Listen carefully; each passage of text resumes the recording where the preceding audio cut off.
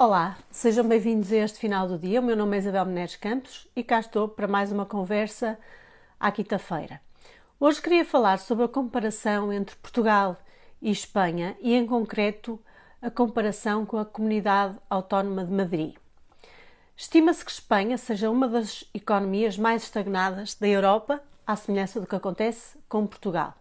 Todavia, a Comunidade Autónoma de Madrid mantém-se como uma aldeia de irredutíveis gauleses, tendo em conta que se tem destacado pelas políticas que promove de liberdade económica por contraposição às políticas estatizantes do governo socialista espanhol. A Comunidade Autónoma de Madrid, desde o início da pandemia, que não encerrou nem confinou totalmente. Isabel Ayuso, recentemente reeleita em maio, sabia que fechar tudo de forma totalitária, como fez o governo central espanhol, seria um desastre para a economia e, portanto, apostou na liberdade individual e os madrilenhos responderam com responsabilidade acrescida.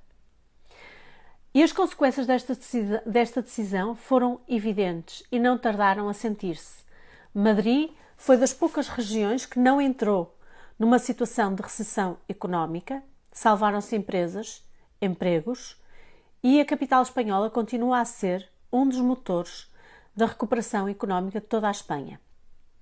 Aliás, Madrid está há 17 anos a praticar políticas fiscais de abrandamento de impostos e é a região com menor nível de endividamento público, não usando a despesa pública como uma forma de comprar o voto popular e criar clientelas que vivem à custa do Estado.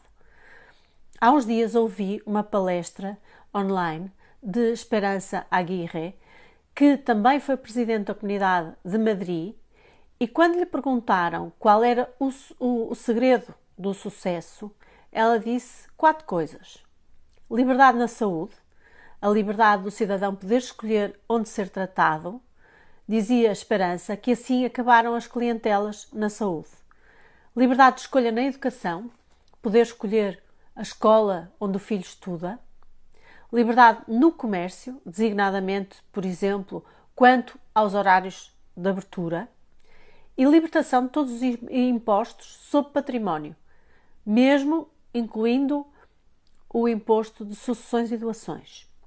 Esta comparação com Madrid evidencia ainda mais as fragilidades do nosso tecido empresarial, das nossas políticas económicas e do fracasso das políticas socialistas. Portugal tem políticas muito penalizadoras para o setor privado. Temos uma legislação de trabalho muito rígida. Temos um regime de extorsão fiscal para quem quer produzir e trabalhar. Temos uma burocracia kafkiana.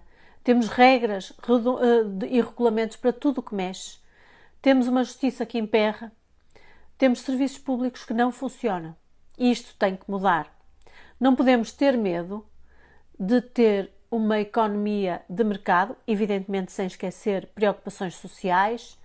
Não podemos ter medo de fomentar o investimento, a criação de riqueza, as exportações. Não podemos ter medo de enfrentar os interesses instalados. E Portugal só pode ter esperança no futuro se libertar destas amarras socialistas. A Aguirre chamava a atenção nessa conferência para a coligação de esquerda que governa a Espanha e apelidava-a de a coligação da insónia. Porque o próprio Pedro Sánchez, presidente do governo de espanhol, quando estava em negociação com o Podemos, dizia que não podia dormir tranquilo se cedesse às exigências da extrema-esquerda.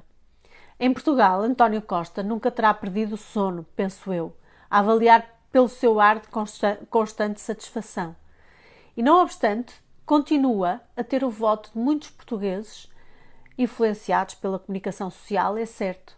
Mas António Costa tem o apoio da extrema-esquerda, tem o apoio de comunistas e várias vezes afirmou tudo e o seu contrário.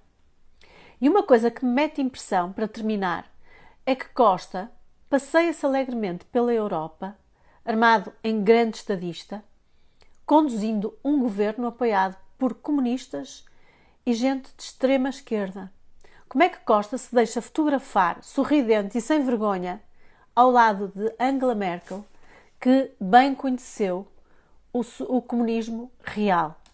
Pense nisto, ainda vamos a tempo de combater este estado de coisas.